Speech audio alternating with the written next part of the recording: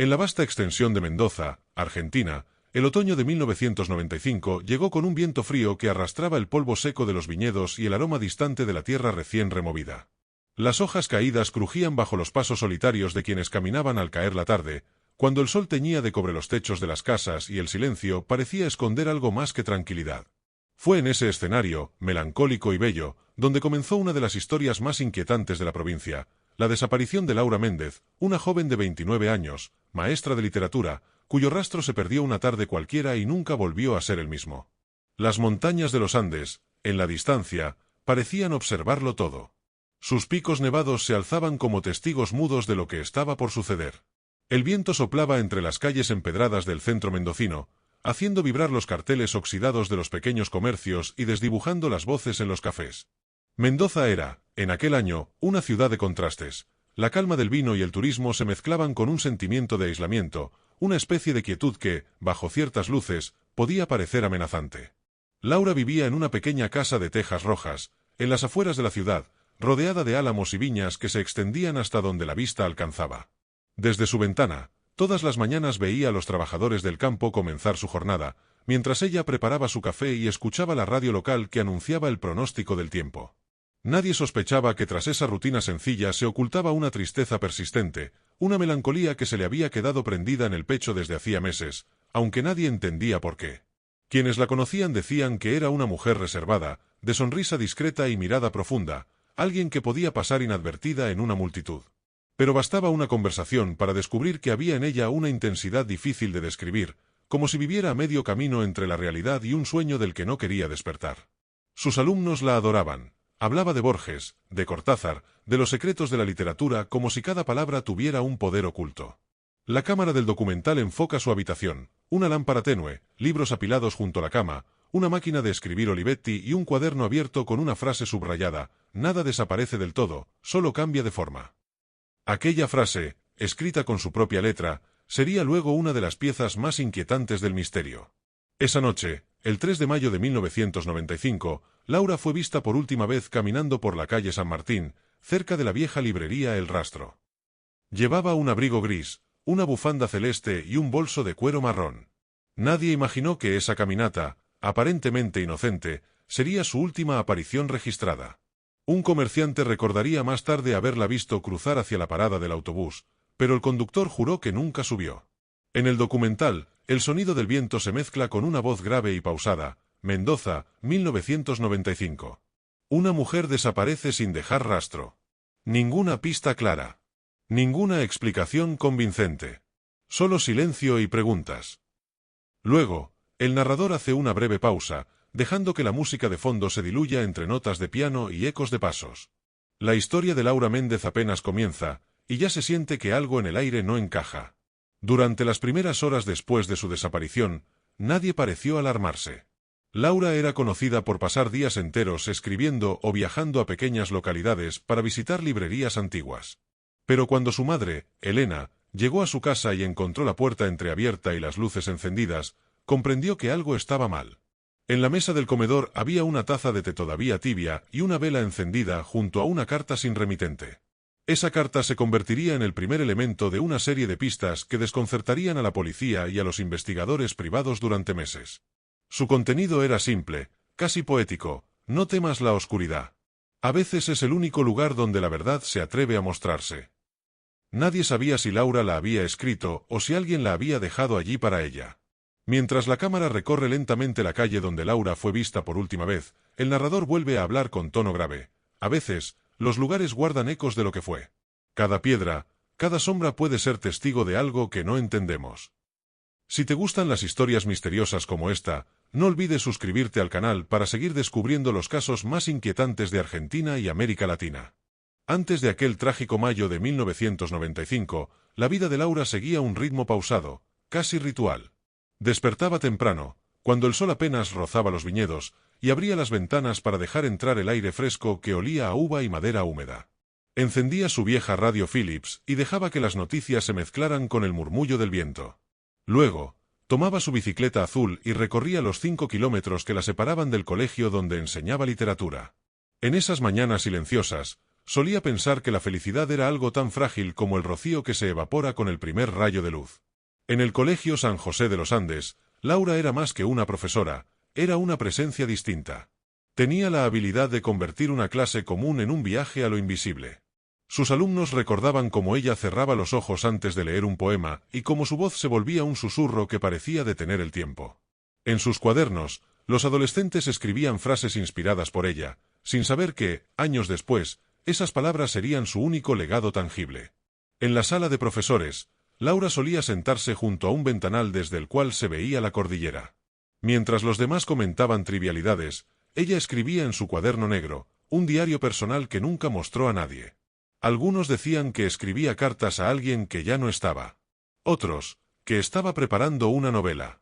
Pero quienes la conocían más de cerca sabían que Laura cargaba con una pérdida que no había superado, la muerte de su prometido, Martín, en un accidente automovilístico 2 años antes.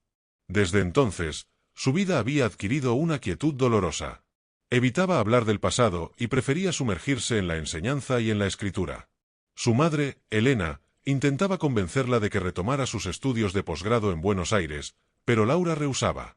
Decía que Mendoza le bastaba, que el silencio de las montañas era todo lo que necesitaba para seguir respirando. Sin embargo, a veces, al anochecer, se la veía caminando sola por la orilla del río Mendoza, mirando el agua como si buscara una respuesta. Los vecinos la describían como amable, pero distante. Una mujer que siempre tenía una palabra amable, aunque sus ojos delataban una tristeza antigua. El carnicero del barrio recordaría más tarde que, una semana antes de desaparecer, Laura le pidió un trozo de carne para una cena especial. Nadie supo con quién iba a cenar aquella noche. Algunos creyeron que había comenzado a ver a alguien, pero no había pruebas de ello. Su casa reflejaba su personalidad, ordenada, llena de libros, con plantas en cada rincón y fotografías en blanco y negro. En una de ellas, se la veía junto a un hombre de cabello oscuro, Martín, sonriendo frente al lago Potrerillos. Esa imagen, que parecía capturar un instante eterno, se convertiría luego en una de las piezas más dolorosas del expediente policial. Los días anteriores a su desaparición fueron, según las investigaciones, extrañamente rutinarios. No había señales de conflicto, ni llamadas sospechosas, ni comportamientos fuera de lo común. Sin embargo, una vecina juró haber escuchado voces masculinas discutiendo dentro de la casa de Laura la noche del 2 de mayo. Cuando la policía le preguntó si había reconocido alguna voz, respondió que no, pero que una frase la dejó helada: «Ya es tarde, no hay vuelta atrás». En el documental, se muestra una recreación, la casa iluminada por una lámpara tenue, la sombra de una mujer moviéndose de un lado a otro, y un hombre al fondo, apenas perceptible. El narrador explica con tono grave: los secretos, cuando se guardan demasiado tiempo, terminan buscando una salida. A veces, esa salida es la tragedia. Los compañeros de trabajo recordaron que Laura parecía distraída los últimos días. Llegaba tarde, olvidaba las correcciones, y en una ocasión dejó a medias una clase sobre La casa tomada, de Cortázar, diciendo simplemente: «A veces, las casas también se quedan vacías porque algo dentro ya no quiere quedarse». Nadie entendió el verdadero peso de esas palabras hasta mucho después. En ese punto, el documental hace una breve pausa. La voz del narrador se suaviza. Si te interesa descubrir cómo las vidas ordinarias esconden historias extraordinarias, suscríbete al canal y acompáñanos en esta investigación que sigue desafiando a la lógica y al tiempo. La música sube lentamente, como un presagio de lo que está por venir. El miércoles 3 de mayo de 1995 amaneció con un cielo gris perlado, cargado de nubes bajas que presagiaban lluvia. Laura asistió a su trabajo como siempre, con su cuaderno negro bajo el brazo y su abrigo gris.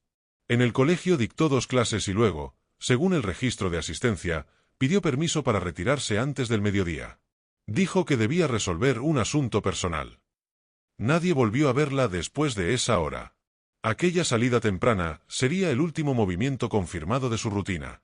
A las 1:40, una cámara de seguridad del Banco Provincia, una tecnología aún precaria en ese tiempo, captó una imagen borrosa de una mujer con las mismas características físicas de Laura cruzando la calle frente a la Plaza Independencia. No se pudo confirmar si era ella, pero la coincidencia horaria y la vestimenta alimentaron las sospechas. En la imagen, un hombre de sombrero oscuro camina detrás de ella, manteniendo cierta distancia. Nunca fue identificado. Según los informes policiales, a las 6 horas, una llamada anónima llegó a la comisaría de Mendoza. Una voz masculina informó haber visto a una mujer siendo empujada dentro de un vehículo blanco, cerca de la vieja estación de trenes. El testigo aseguró que los gritos fueron ahogados por el ruido de los motores. Cuando la policía llegó al lugar, no encontró nada. Solo un pañuelo celeste en el suelo, idéntico al que Laura solía usar. La noche cayó sobre la ciudad con un aire tenso, como si el viento arrastrara murmullos. La madre de Laura intentó llamarla varias veces sin obtener respuesta. Preocupada, se dirigió a su casa y la encontró en un silencio inquietante. Las luces estaban encendidas, la radio seguía sonando con una melodía instrumental y la puerta trasera estaba entreabierta. En la mesa del comedor, una vela a medio consumir y el té aún tibio parecían indicar que había salido apenas unos minutos antes. Dentro de la casa no se hallaron signos de violencia. Pero en la habitación, el inspector Gustavo Araya encontró algo que cambiaría la dirección del caso, una página arrancada del diario personal de Laura. En ella, escrita con letra temblorosa, se leía: «Si algo me pasa, busquen en el viñedo». Esa simple frase, casi como una advertencia, se convertiría en el epicentro de toda la investigación. Al día siguiente, agentes y voluntarios recorrieron los viñedos cercanos a su casa desde el amanecer hasta el anochecer. Los perros rastreadores siguieron un rastro de perfume y jabón neutro hasta una zona de tierra removida, pero no hallaron nada más que restos de una fogata reciente y una cinta de casete derretida por el calor. Cuando los técnicos del laboratorio la analizaron, descubrieron que era una grabación incompleta de una voz femenina recitando versos de Preludio, un poema que Laura solía leer en sus clases. La hipótesis inicial fue que Laura había sido secuestrada, pero no hubo pedido de rescate ni llamadas sospechosas. El comisario Araya declaró ante los medios que todo apuntaba a un caso personal, íntimo. Esa frase, sin quererlo, avivó las teorías más oscuras. ¿Había alguien obsesionado con Laura, alguien que la seguía en secreto, o fue ella quien se marchó voluntariamente? En el documental, las recreaciones muestran escenas en cámara lenta: una bicicleta abandonada junto al portón, una bufanda flotando entre las ramas, un reloj detenido a las 1:47. La voz del narrador se superpone con eco. Los objetos, cuando se quedan sin dueño, se convierten en huellas silenciosas de lo que fue. Mendoza se despertó ese día con un misterio que marcaría su historia. Con el paso de los días, los medios comenzaron a cubrir el caso con intensidad. Los periódicos titulaban «Maestra mendocina desaparece sin dejar rastro». La comunidad educativa organizó vigilias con velas frente a la escuela. Mientras tanto, los rumores crecían. Se hablaba de un antiguo alumno enamorado, de un desconocido que la visitaba por las noches, incluso de una secta vinculada a rituales en los viñedos. Nada de eso pudo comprobarse. En este punto, el narrador hace una pausa, y la música se atenúa. Las desapariciones, en su silencio, nos obligan a mirar lo invisible. Pero en Mendoza, el caso de Laura Méndez sería mucho más que una historia de ausencia, sería el comienzo de un rompecabezas de mentiras, obsesión y memoria. Si te gusta explorar casos que desafían la lógica y la verdad, suscríbete al canal para no perderte las siguientes revelaciones. En los días que siguieron a la desaparición, Mendoza se transformó en una ciudad en vilo. Los noticieros abrían con el rostro de Laura, su sonrisa serena impresa en cada pantalla, mientras la voz del presentador repetía su descripción: mujer, 29 años, 1,68 metros de altura, cabello castaño, ojos verdes, vista por última vez el 3 de mayo. La policía organizó un comando especial, y el comisario Gustavo Araya asumió la dirección del caso con la presión de una comunidad desesperada por respuestas. La casa de Laura fue sellada como escena de investigación. Los peritos tomaron huellas, recolectaron muestras de tierra y examinaron cada rincón. En el cuarto, entre los libros de literatura, hallaron una fotografía rasgada en dos. En una mitad se veía a Laura, en la otra, a un hombre con el rostro cortado justo por la línea del cuello. Nadie sabía quién era. Elena, su madre, aseguró que no lo reconocía, pero los investigadores sospechaban que podría tratarse de alguien de su pasado sentimental. El primer sospechoso fue Santiago Quiroga, un exalumno de Laura, ahora de 23 años, que había sido visto en las cercanías de su casa días antes del desaparecimiento. Era un joven introvertido, con antecedentes de comportamiento obsesivo. En su habitación, la policía encontró varios cuadernos con poemas dedicados a una mujer llamada L y dibujos que parecían representar a Laura. Cuando fue interrogado, Santiago negó cualquier relación con la desaparición, aunque admitió que solía observarla desde lejos, porque la admiraba profundamente. Sin embargo, la investigación pronto reveló inconsistencias. En la noche del 3 de mayo, Santiago se encontraba trabajando en una bodega a las afueras de la ciudad, lo que fue confirmado por su empleador. Su coartada era sólida. Araya, frustrado, ordenó ampliar la búsqueda de testigos. Fue entonces cuando una joven llamada Claudia Vidal, compañera de trabajo de Laura, confesó algo que había callado. La profesora había recibido cartas anónimas durante semanas antes de desaparecer. Las cartas, escritas a máquina, contenían frases ambiguas. La oscuridad no te quitará lo que amas, solo te mostrará lo que queda y pronto sabrás la verdad, Laura. No tengas miedo. Nadie en el colegio lo sabía, y Laura nunca denunció nada. La policía encontró 3 de esas cartas en su escritorio, escondidas dentro de un libro de poemas de Alejandra Pizarnik. Los peritos determinaron que la tipografía provenía de una máquina Olivetti del mismo modelo que la de Laura, pero con una falla específica en la letra E. El detalle de la tipografía resultó crucial. En la biblioteca del colegio había solo una máquina con esa misma falla, la que pertenecía al director, Rafael Luna, un hombre de 52 años, respetado por la comunidad, carismático y siempre cercano a sus profesores. Cuando la policía le preguntó sobre la máquina, Luna respondió que cualquiera podía haberla usado y que desconocía por completo las cartas. Pero su comportamiento durante la entrevista fue nervioso, esquivo. En paralelo, los peritos informaron un hallazgo nuevo en el viñedo cercano a la casa de Laura, una cadena de plata con las iniciales RL grabadas en el reverso. Elena Méndez, al verla, dijo que nunca la había visto antes, pero varios docentes del colegio afirmaron haberla visto colgada del cuello del director Luna en más de una ocasión. Ante esa coincidencia, la policía decidió interrogarlo nuevamente, esta vez bajo presión. Luna declaró que había perdido esa cadena hacía meses y que no tenía idea de cómo había terminado en el viñedo. Dijo que Laura era una colega excepcional y que mantenían una relación de respeto profesional. Sin embargo, en el registro telefónico del colegio se encontraron varias llamadas nocturnas realizadas desde la oficina de Luna al número de Laura, incluso después de las 23 horas. Cuando se le confrontó con la evidencia, el director guardó silencio durante varios segundos y luego pidió hablar con su abogado. En el documental, las imágenes muestran la tensión de esa entrevista. Luna, sentado bajo una luz blanca, su rostro sudoroso, y el comisario Araya mirándolo en silencio. La voz del narrador retumba. Los secretos se sostienen hasta que la verdad se filtra en los espacios donde el miedo ya no puede taparla. Mendoza comenzaba a comprender que el caso de Laura Méndez no era un simple desaparecimiento, sino un crimen cuidadosamente oculto. La cámara enfoca el rostro de la madre de Laura, con lágrimas contenidas, diciendo ante la prensa, «Solo quiero saber la verdad, aunque duela». La música se atenúa mientras la voz del narrador agrega, «Y es que en toda historia como esta, el dolor de una madre es el eco más fuerte del silencio». Si te conmueven las historias reales que buscan justicia, suscríbete al canal para seguir acompañando este relato hasta su impactante final. La prensa local comenzó a cubrir cada movimiento de la investigación con una intensidad casi obsesiva. Los titulares hablaban del misterio del viñedo y del director de escuela bajo sospecha. En las calles, la gente murmuraba su nombre con cautela, y los padres de los alumnos retiraban a sus hijos del colegio. Rafael Luna pasó de ser un respetado educador a un hombre aislado, perseguido por la sospecha y el miedo. Pero para el comisario Araya, todavía faltaba la pieza clave, el cuerpo de Laura. La búsqueda se amplió a las zonas rurales del sur de Mendoza. Durante días, los equipos rastrearon pozos, bodegas abandonadas y canales de riego. Fue en uno de esos operativos, el 19 de mayo, cuando un agricultor encontró un trozo de tela enterrado entre las raíces secas de una parra. El laboratorio confirmó que pertenecía al abrigo gris de Laura. A pocos metros, los perros señalaron otro hallazgo, una pulsera de hilo rojo que su madre reconoció de inmediato. La esperanza de hallarla con vida se desvanecía lentamente. En ese punto, el caso ya había dividido a la opinión pública. Algunos creían que Laura estaba viva y había huido de una relación enfermiza. Otros sostenían que había sido víctima de un crimen pasional.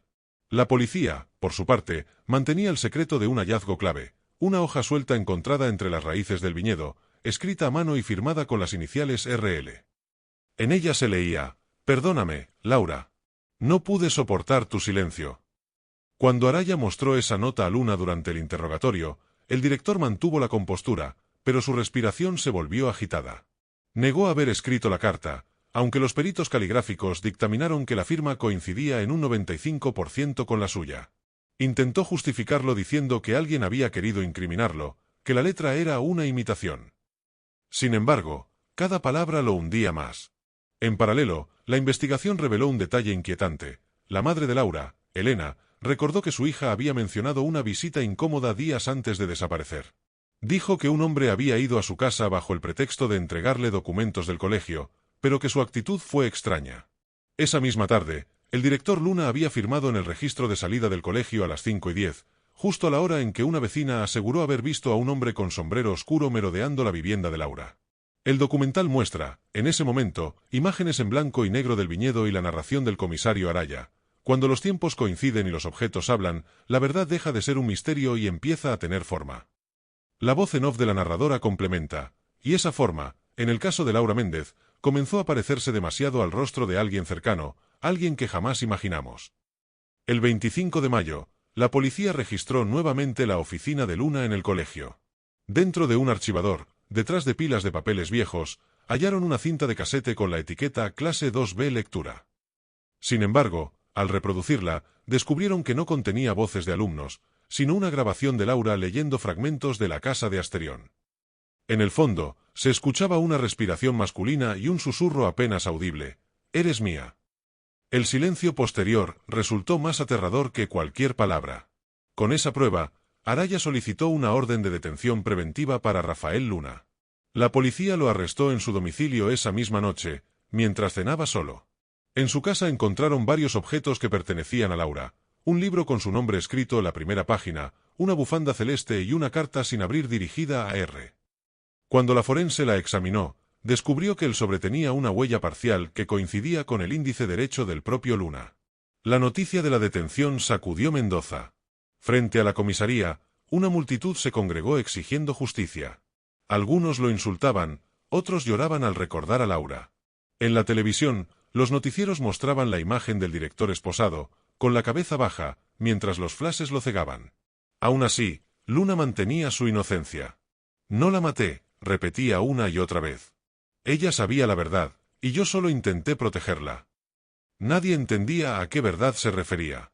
El documental termina el bloque con la voz del narrador flotando sobre una imagen del viñedo vacío. A veces, la verdad no se revela con un grito, sino con el eco de una ausencia. Y en Mendoza, el silencio de Laura Méndez comenzó a gritar más fuerte que nunca. El juicio contra Rafael Luna comenzó el 12 de agosto de 1995 en el Palacio de Justicia de Mendoza. Desde temprano, la prensa abarrotó las escalinatas y la multitud se agolpó frente al edificio. Todos querían ver el rostro del hombre acusado de haber hecho desaparecer a una de las mujeres más queridas de la ciudad. El sonido de los flashes acompañó su entrada al tribunal, mientras él caminaba con un gesto inexpresivo, mirando al suelo. Los fiscales lo acusaban de homicidio agravado por premeditación, aunque todavía no existía un cuerpo. La fiscalía basó su argumento en una serie de pruebas circunstanciales: las cartas, la grabación, la cadena encontrada en el viñedo y la relación personal entre Laura y Luna. Presentaron testigos que afirmaron haber visto al director comportarse de forma posesiva con ella. Una secretaria del colegio declaró que lo escuchó decir: «Laura no entiende lo que es mejor para ella». La frase, cargada de control, se convirtió en una de las más repetidas durante el juicio. La defensa, por su parte, insistía en que no había evidencia física del crimen. Argumentaban que Laura podría haber huido por voluntad propia, que el supuesto romance entre ambos había terminado de manera tensa, pero sin violencia. Intentaron retratar a Luna como un hombre solitario, devoto de su trabajo y víctima de la paranoia colectiva. Sin embargo, la imagen pública ya estaba destruida, la opinión social lo había condenado mucho antes del tribunal. Durante la segunda jornada, la fiscalía presentó un testimonio inesperado: Claudia Vidal, la colega de Laura que había guardado silencio al inicio del caso. Entre lágrimas, confesó que Laura le había contado, una semana antes de desaparecer, que estaba recibiendo amenazas veladas de su jefe. Dijo que Luna había comenzado a visitarla en su casa sin previo aviso y que le pedía otra oportunidad para recomponer su relación. «Ella me dijo que sentía miedo, pero que no quería denunciarlo para no arruinarle la vida a nadie», declaró Claudia ante el juez. El tribunal escuchó en silencio la reproducción de la cinta encontrada en la oficina de Luna. La voz de Laura, clara y dulce, leyendo un pasaje literario, fue seguida por aquel susurro masculino: «Eres mía». En la sala, el aire se volvió denso. Algunos asistentes se taparon la boca, otros bajaron la mirada. Luna permaneció inmóvil, pero una cámara captó un leve temblor en su mandíbula. El fiscal aprovechó ese momento para mirar al jurado y decir: «El amor, cuando se convierte en obsesión, deja de ser amor. Se convierte en encierro». A medida que avanzaba el proceso, surgieron nuevas pruebas. La policía científica confirmó que las fibras halladas en el viñedo coincidían con la alfombra de la oficina de Luna. También descubrieron que el vehículo blanco visto por el testigo anónimo pertenecía al colegio y que esa noche había sido retirado sin autorización. El registro de entrada marcaba las 6:10, apenas media hora después de la hora en que Laura fue vista por última vez. En el documental, las imágenes del juicio se alternan con reconstrucciones dramatizadas. La sala del tribunal, el sonido de las máquinas de escribir, las miradas tensas de los periodistas. La voz del narrador reflexiona: en cada crimen oculto hay un pacto de silencio. A veces lo rompen los muertos, otras veces lo quiebra el remordimiento. Mientras tanto, el rostro de Luna, proyectado en las pantallas, parece el de un hombre que ya no espera redención. Sin embargo, en el cuarto día del juicio, la defensa presentó una carta anónima que cambiaría el curso del proceso. Había llegado a la redacción de un periódico local y fue entregada al tribunal. En ella se afirmaba que Laura seguía viva y que había huido a Chile para escapar de algo más grande que el amor de un hombre. La carta no tenía firma, pero estaba escrita con el mismo tipo de papel que usaba el Colegio San José de los Andes. La confusión se apoderó del caso. ¿Era posible que Laura hubiera escapado? ¿Que todo fuera una farsa? El juez ordenó una investigación paralela sobre la carta, pero los peritos concluyeron que la tinta y la presión del trazo correspondían a una escritura masculina. Aunque no pudieron identificar al autor, la fiscalía insistió en que se trataba de un intento deliberado por desviar la atención. La narración del documental se intensifica en este punto. Cuando la verdad comienza a salir a la superficie, los culpables intentan ahogarla con mentiras. Pero el tiempo tiene una forma de revelar lo que el miedo intenta esconder. Una música grave acompaña las imágenes del tribunal mientras el narrador invita al público: si estás siguiendo este caso y quieres conocer el desenlace, suscríbete al canal y acompáñanos en los próximos capítulos de esta historia que sigue estremeciendo a Mendoza. El 28 de agosto de 1995, mientras el juicio seguía su curso, un grupo de excursionistas que recorría una zona montañosa al oeste de Mendoza reportó haber encontrado restos humanos parcialmente enterrados cerca de un antiguo refugio abandonado. La noticia cayó como un trueno en el tribunal. El comisario Araya se trasladó de inmediato al lugar acompañado por peritos forenses. El hallazgo, situado a casi 1900 metros de altura, se encontraba a menos de 20 kilómetros de la casa de Laura Méndez. Los expertos trabajaron durante horas bajo el viento helado y la llovizna constante. Encontraron fragmentos de tela gris, botones metálicos, una hebilla rota y, entre la tierra húmeda, una cadena con las iniciales LM grabadas. Los análisis preliminares indicaron que los restos pertenecían a una mujer de aproximadamente 30 años. La confirmación oficial llegaría 3 días después. Los huesos eran de Laura Méndez. La noticia sacudió Mendoza entera. Las campanas de la iglesia del centro repicaron en señal de duelo, y las flores comenzaron a acumularse frente al colegio donde había enseñado. En la televisión, los reporteros hablaban de un cierre doloroso pero necesario, mientras la madre de Laura, con el rostro cubierto por un velo negro, pronunciaba una frase que quedaría grabada en la memoria colectiva: ahora sé dónde llorarla, pero todavía no sé por qué. El hallazgo reactivó el juicio con una fuerza devastadora. Las pruebas forenses revelaron que Laura había sufrido un fuerte golpe en la cabeza antes de morir, y que su cuerpo había sido trasladado post-mortem. En la ropa se hallaron fibras de alfombra y partículas de vino seco, el mismo tipo que se producía en la bodega escolar donde Luna trabajaba ocasionalmente con los alumnos. Todo apuntaba a una escena de crimen cuidadosamente planificada. Durante su nueva declaración, Luna mantuvo el mismo discurso: dijo que era inocente, que jamás haría daño a Laura, que la amaba. Pero el tono ya no era de indignación, sino de resignación. Su mirada, antes firme, parecía perdida, como si comprendiera que la verdad lo había alcanzado. El fiscal lo enfrentó con las pruebas: las cartas, la cinta, la cadena, la coincidencia de las fibras, los horarios. Y entonces Luna, con voz quebrada, dijo algo que heló la sangre de todos: no la maté, pero sé quién lo hizo. El tribunal enmudeció. Por primera vez en meses, la historia parecía dar un giro. Luna pidió declarar en privado ante el juez y el fiscal. Lo que dijo después nunca se reveló por completo, pero los documentos judiciales filtrados años más tarde insinuaban que nombró a un tercer implicado, un hombre vinculado al mantenimiento del colegio, conocido por todos como Raúl el Flaco Ferreira. Ferreira había trabajado en la institución durante 5 años. Era un hombre silencioso, de pasado incierto, con antecedentes por acoso en otra provincia. Cuando la policía lo localizó, había abandonado Mendoza una semana después de la desaparición de Laura. Llevaba viviendo en San Luis bajo un nombre falso. Su captura fue rápida, pero su interrogatorio reveló una mezcla de mentiras y medias verdades. Dijo que no conocía a Laura personalmente, aunque testigos afirmaron haberlo visto hablar con ella en el estacionamiento del colegio en varias ocasiones. En el documental, la voz del narrador describe la escena del arresto. El sonido de las esposas cerrándose contra la piel se confundía con el eco del viento en los Andes. A veces, el mal no tiene rostro de monstruo, sino de hombre común que pasa desapercibido entre nosotros. Las imágenes muestran el rostro del flaco Ferreira, delgado, ojos hundidos, expresión vacía. Parecía más un espectro que un hombre. Bajo presión, Ferreira terminó confesando parcialmente. Dijo que había ayudado a Luna a resolver un problema, que todo fue un accidente. Aseguró que el director lo había llamado la noche del 3 de mayo, alterado, y le pidió que lo ayudara a mover algo que no debía estar ahí. Según su versión, cuando llegó, Laura ya estaba sin vida. Solo hice lo que me pidió, por dinero, declaró sin mostrar arrepentimiento. Esa confesión cambió el curso del juicio. La fiscalía lo acusó de coautor del homicidio, y Luna, aunque seguía negando ser el responsable directo, quedó definitivamente marcado por la evidencia.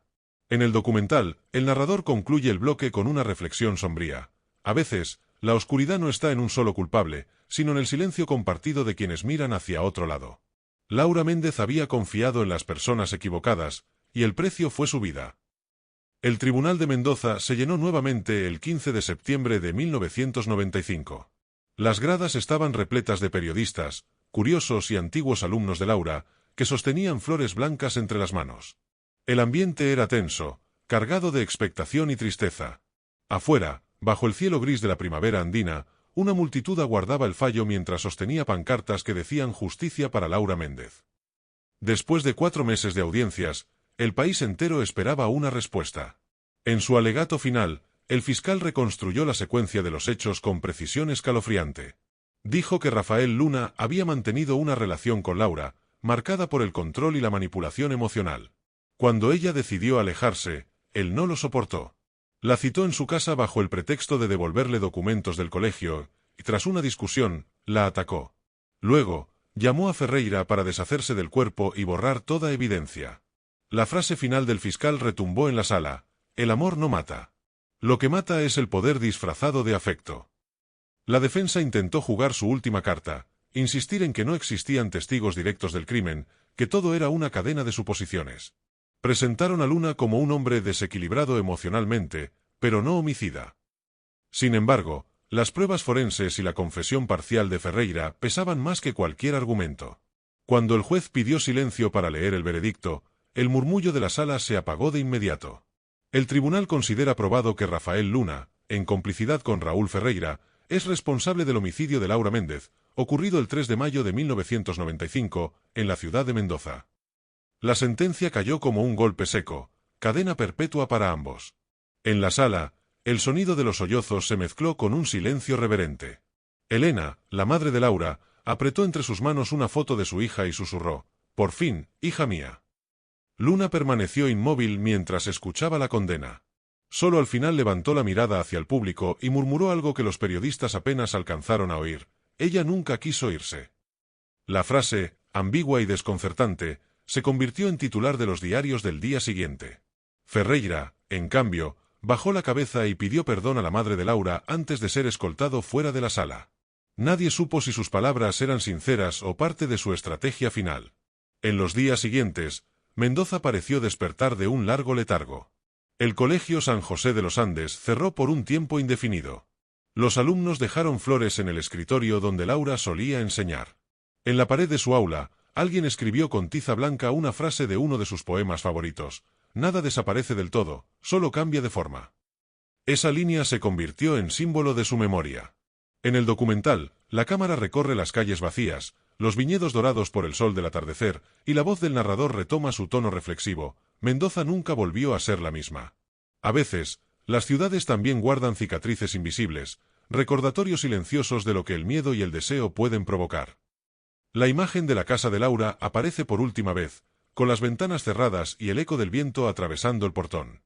Con el paso de los años, el caso de Laura Méndez se convirtió en uno de los más recordados de la historia criminal argentina. Se publicaron libros, documentales y estudios psicológicos sobre la figura del agresor obsesivo. Muchos mencionaron que, en los diarios de Luna incautados tras su arresto, había escritos donde mezclaba pasajes literarios con frases de arrepentimiento y culpa. En uno de ellos se leía: «El amor es una palabra que usé para esconder mi miedo». En 2001, 6 años después del crimen, Ferreira intentó quitarse la vida en prisión. Dejó una nota que decía: «Ella no merecía eso. Él me hizo creer que era lo correcto». Aquella confesión final reafirmó la versión oficial de los hechos, pero no trajo paz completa a la familia de Laura. Elena Méndez falleció en 2004 sin volver a mencionar públicamente el caso, aunque en su diario personal escribió: «A veces creo que Laura sigue aquí, entre los álamos, esperando que la escuchemos». El documental cierra el bloque con un montaje de imágenes de la ciudad al anochecer, los viñedos, las montañas y la voz del narrador diciendo: «Los crímenes no siempre terminan con una sentencia. A veces, siguen vivos en la memoria de quienes amaron». Y en Mendoza, la historia de Laura Méndez sigue flotando en el aire, como un susurro que se niega a desaparecer. Pasaron los años, pero Mendoza nunca olvidó el rostro de Laura Méndez. Su historia se convirtió en leyenda urbana, repetida en los bares del centro, en las radios locales, incluso en las aulas donde alguna vez enseñó.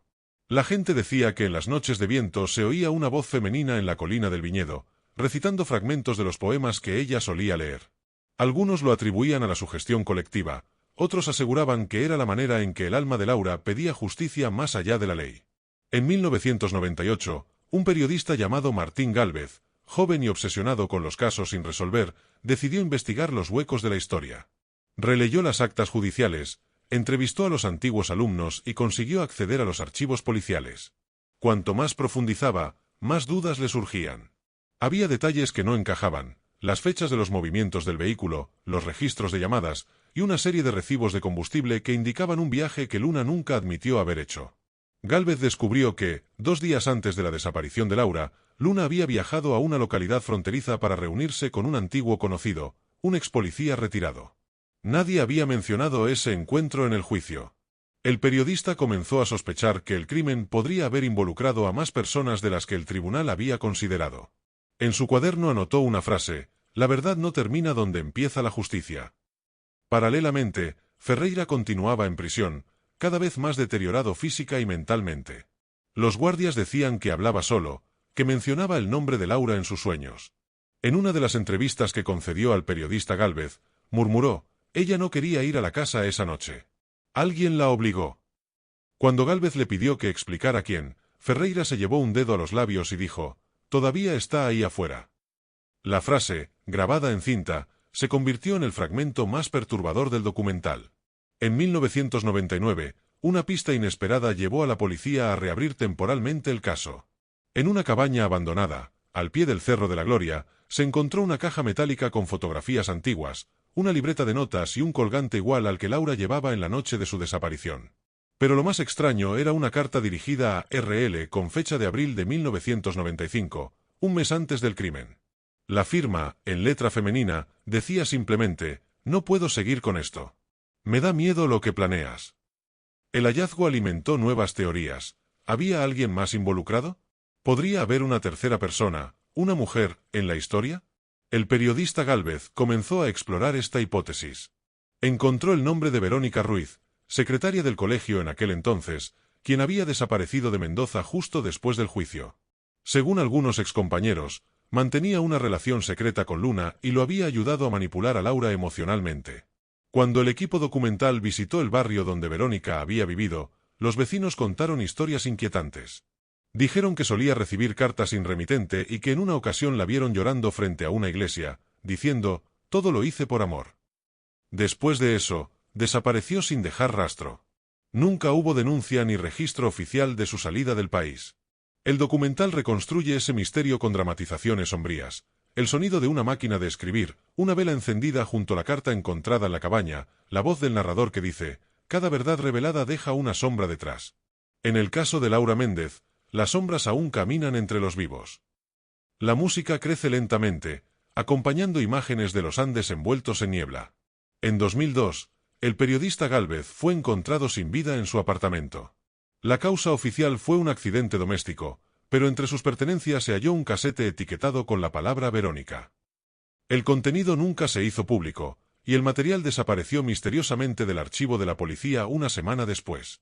Su muerte añadió una nueva capa de misterio a un caso que parecía haberse cerrado hacía años. El narrador concluye el bloque con voz grave: tal vez la verdad completa nunca salga a la luz. Tal vez Mendoza guarda secretos demasiado profundos, enterrados junto a sus montañas. Pero mientras haya alguien dispuesto a recordar, la historia de Laura Méndez seguirá viva. Y tú, si te interesa descubrir lo que aún no se ha contado, suscríbete al canal para no perder el próximo episodio, donde revelaremos las últimas pistas y el inquietante legado de este caso. En 2005, un equipo forense reabrió algunas muestras del caso con técnicas modernas de ADN. Entre los restos de Laura y las fibras halladas en el viñedo, encontraron trazas genéticas desconocidas que no coincidían con Luna ni con Ferreira. El resultado abrió nuevas incógnitas. Alguien más había estado en contacto con Laura la noche de su desaparición. Los peritos llamaron a este individuo el tercero invisible, un misterio que el juicio original no había revelado. El periodista Gálvez, antes de su muerte, había anotado en su cuaderno que sospechaba de Verónica Ruiz. Su relación con Luna y su desaparición posterior coincidían con la presencia de ADN no identificado. La policía entonces comenzó a buscar registros de salida del país, pasajes a Chile y Argentina, y cualquier indicio que la conectara con el crimen. La búsqueda resultó infructuosa, era como si se hubiera desvanecido del mundo real. Sin embargo, en 2006, un hallazgo inesperado cambió la historia. En una vieja bodega abandonada, a pocos kilómetros de Mendoza, se encontró un cuaderno con notas dispersas de Verónica Ruiz. Allí mencionaba sus temores sobre la obsesión de Luna con Laura, y cómo se sentía obligada a ayudarlo por miedo a represalias. Una de las frases más inquietantes decía: si algo sale mal, nadie sabrá la verdad. Solo yo cargaré la culpa. El documento permitió reconstruir parte de la dinámica entre los tres implicados. Luna mantenía el control, Ferreira ejecutaba las acciones físicas, y Verónica manipulaba desde las sombras. El asesinato de Laura no fue un impulso, sino un plan meticuloso. La combinación de miedo, celos y obsesión creó una trampa que Laura no pudo prever, y que terminaría con su vida. Años después, el juicio había quedado firme en los registros. Luna y Ferreira cumplían condena perpetua. Sin embargo, la sombra de Verónica Ruiz seguía presente. Se convirtió en un misterio abierto. ¿Seguía viva? ¿Había escapado con otro nombre? Los investigadores coincidían en que la conexión de Laura con ella había sido decisiva, aunque nunca se pudo probar directamente. Mendoza, mientras tanto, seguía llevando la cicatriz de aquel 3 de mayo de 1995. Los viñedos que rodeaban la ciudad parecían murmurar con el viento, recordando a quienes pasaron por allí sin sospechar los secretos que la tierra guardaba. Los alumnos y excolegas de Laura continuaron rindiéndole homenaje, y su nombre se convirtió en símbolo de justicia y memoria. En el documental, se muestra la reconstrucción final del crimen, la casa de Laura, la llamada de Luna a Ferreira, la salida hacia el viñedo y el traslado del cuerpo hacia los Andes. La narración enfatiza los sonidos del viento, el crujido de la tierra y el eco de los pasos, mientras la cámara sigue la trayectoria de los responsables. El narrador reflexiona: el horror no siempre es visible. A veces está en los silencios, en las ausencias, en lo que nadie quiere ver. Una de las escenas más conmovedoras muestra a Elena Méndez frente a la tumba de su hija, años después, mientras susurra poemas de Laura en voz baja. La cámara enfoca sus manos entrelazadas, las lágrimas brillando con la luz del atardecer. A veces solo queda recordar y sentir que ella está aquí, entre nosotros, dice la narración, reforzando la idea de que la memoria puede ser la justicia más duradera. Antes de cerrar el bloque, el narrador introduce la reflexión final sobre la tercera figura en la historia. Verónica Ruiz, la sombra silenciosa de este crimen, sigue siendo un enigma. Su ausencia material no borra su presencia en los hechos. Mendoza, con sus montañas y valles, todavía guarda secretos que podrían cambiar lo que creemos saber sobre aquel 3 de mayo. La música se atenúa y la voz final del narrador conecta con el público. Si has seguido cada detalle de esta historia, recuerda que la verdad a veces se oculta en lo inesperado. Y si quieres conocer más sobre casos complejos como este, suscríbete al canal y acompáñanos hasta el final del relato de Laura Méndez y los secretos que permanecen enterrados en Mendoza. Con el paso del tiempo, la ciudad de Mendoza comenzó a sanar, aunque nunca completamente. La escuela donde Laura enseñaba reabrió sus puertas, pero la memoria de la profesora permaneció en cada aula. Los nuevos docentes escuchaban de los veteranos historias de una mujer que enseñaba literatura con pasión y humanidad, y que desapareció dejando una huella imborrable. Su nombre se convirtió en sinónimo de integridad y amor por la enseñanza. Elena Méndez, aunque profundamente marcada por la pérdida de su hija, encontró en la memoria de Laura una fuerza inesperada.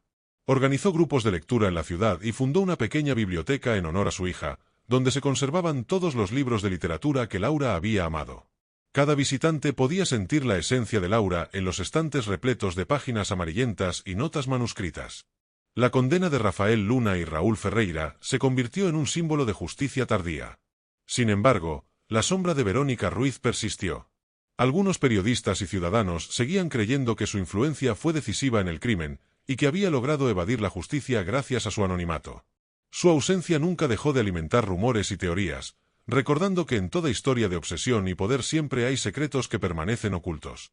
Con el tiempo, la historia de Laura se convirtió en un caso de estudio en criminología y psicología forense en varias universidades argentinas. Los especialistas analizaban cómo la combinación de manipulación emocional, obsesión y miedo podía desencadenar una tragedia. Cada clase terminaba con un recordatorio. Los crímenes no siempre nacen del odio, sino a menudo del amor torcido y del control absoluto sobre otra persona.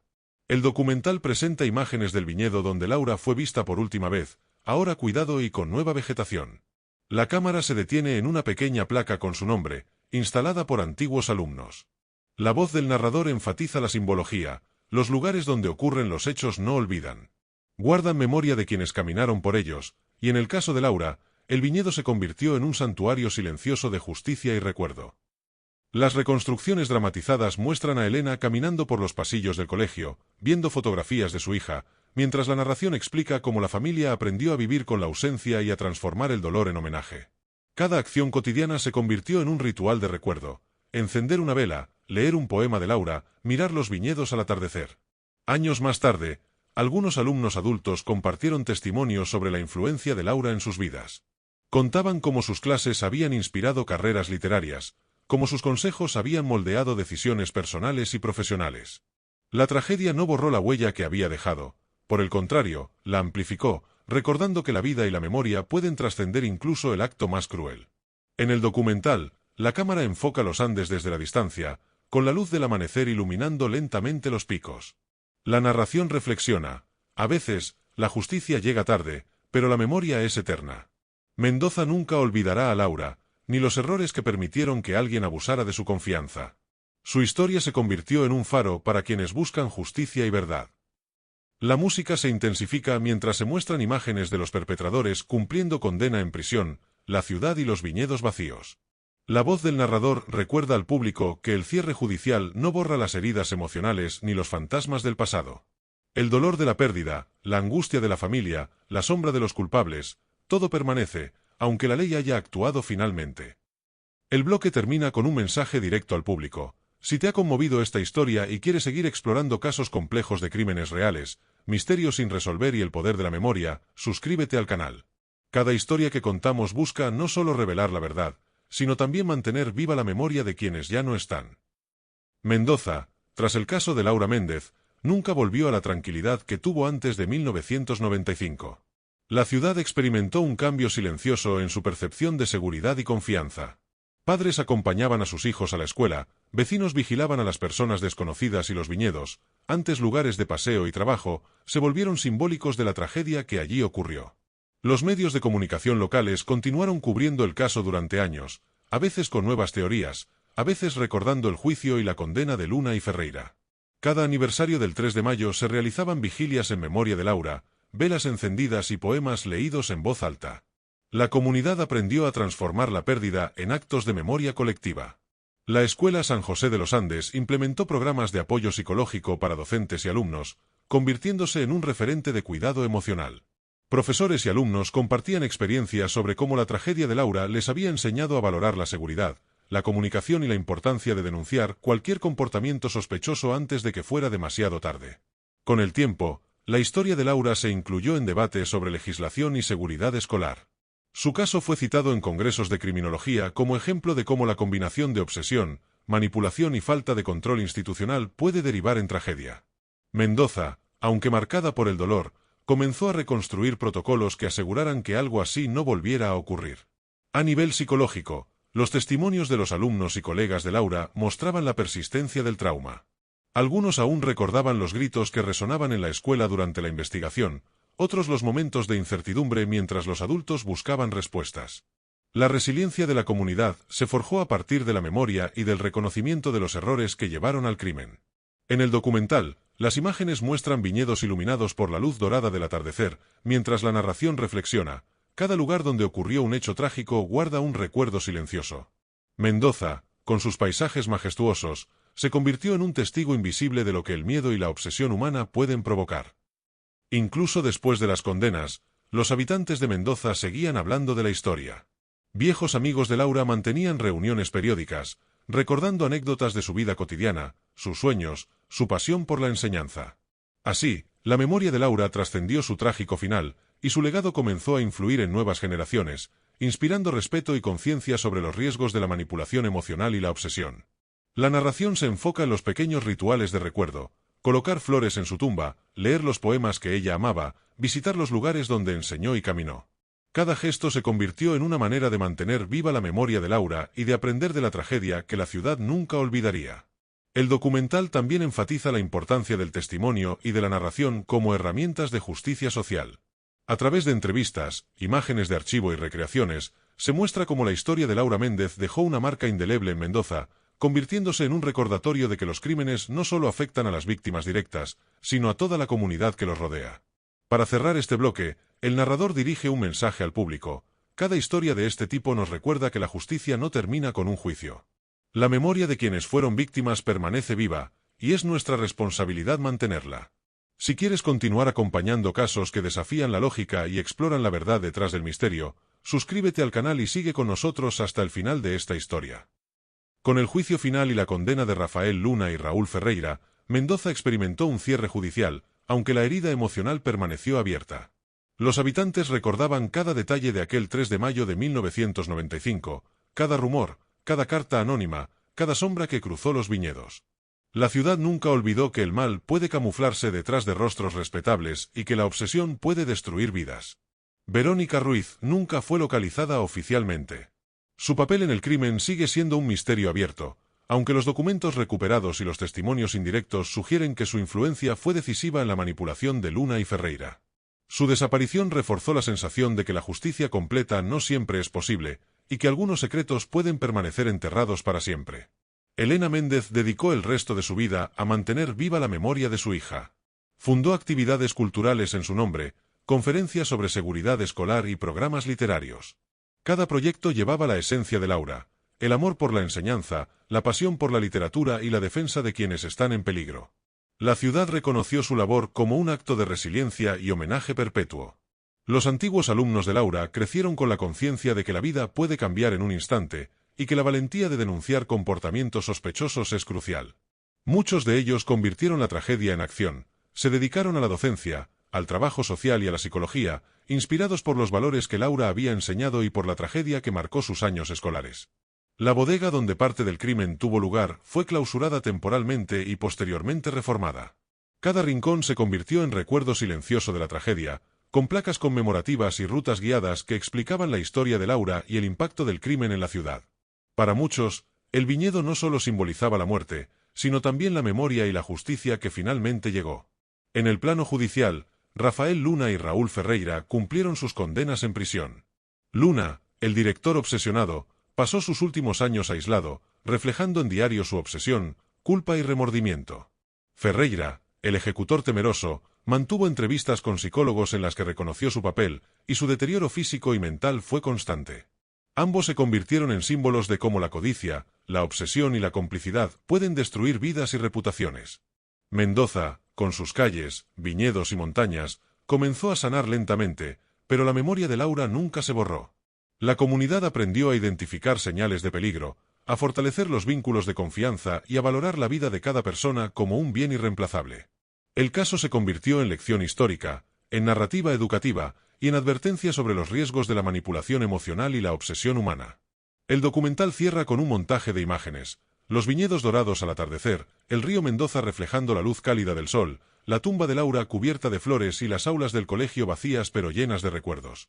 La voz del narrador dice: aunque el mal dejó su marca, también surgió la memoria, la justicia y la resiliencia. Mendoza aprendió a no olvidar, y Laura, a pesar de todo, sigue enseñando desde el recuerdo. Una última reflexión del narrador conecta a la audiencia con la importancia del relato. Cada historia real nos recuerda que la vida es frágil y que la memoria de quienes se fueron puede ser nuestra guía. Mantener vivos sus nombres es un acto de justicia. Laura Méndez no fue olvidada, y su legado perdurará en Mendoza y en todos los que alguna vez la conocieron. El documental concluye con un mensaje directo al público. Si esta historia te ha impactado y deseas continuar explorando casos de true crime, misterios y justicia, suscríbete al canal. Cada relato que compartimos busca preservar la memoria de las víctimas, revelar la verdad detrás de los crímenes y recordarnos que la justicia y la memoria son inseparables. Laura Méndez seguirá viva mientras recordemos su historia.